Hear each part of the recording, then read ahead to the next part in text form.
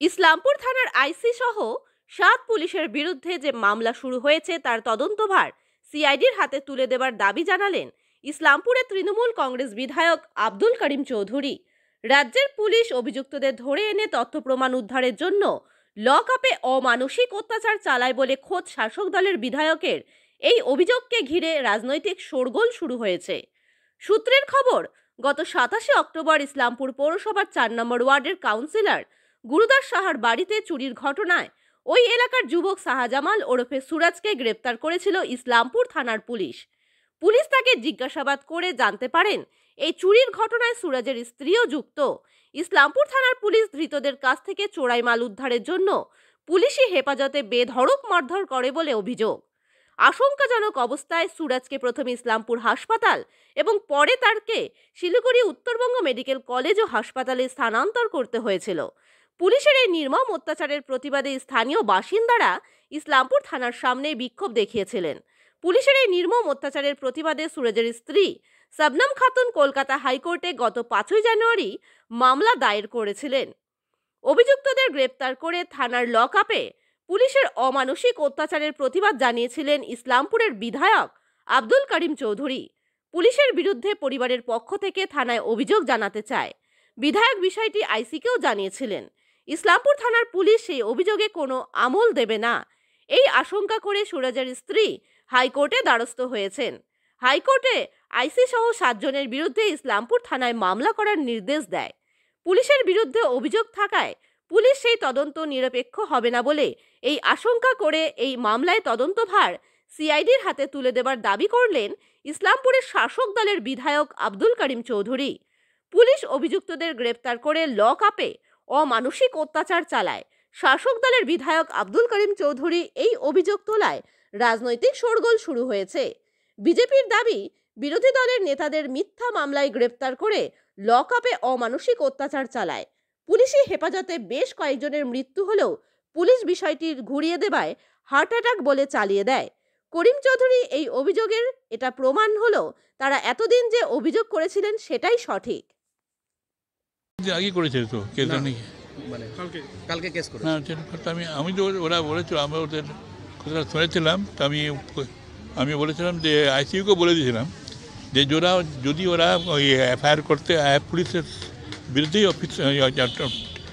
পুলিশের যে নির্যাতনের জন্য আপনি এফআইআর করতে আসে, তো ওদের এফআইআরটা আপনারা নেবেন, আপনি রিফিউজ করবেন না, এফআইআরটা নেবেন। কারণ যে ওদের মানে গালাতে যে আমাদের একটা লোককে অতভাবে মেরেছে, একটা মহিলাকে মেরেছে, অমুককে মেরেছে, তো এফআইআরটা করলে আপনারা এফআইআরটা নেবেন আর কে চালু করবেন ওদের যারা এদের নামে দিতে, আপনার নামে হবে বা আপনার আরও কয়জনের নাম দিতে হতে পারে, কিন্তু আপনাকে এফআইআরটা নিয়ে নিতে আমি বলেছিলাম কেস চালু করবেন।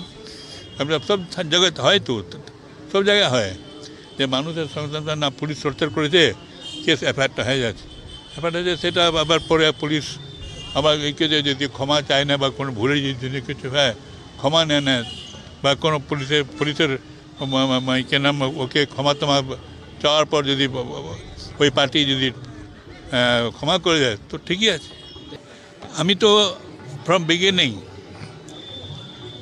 আমি বলে আছি বরাবরই পুলিশের অত্যাচার, পুলিশ যে অত্যাচার করে আমাদের আসামিদের উপর টর্চার করে 3rd ডিগ্রি অপারেশন চালায় দেয়, এগুলোকে আমি বরাবর কন্ডেম করেছি, নিন্দা জানিয়েছি বরাবরই।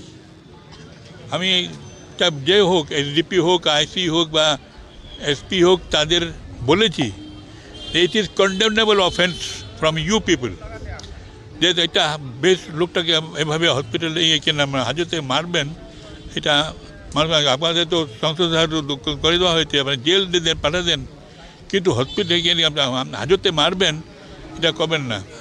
আমি বরাবরই বলেছি, সেদিন বলেছিলাম যে আপনারা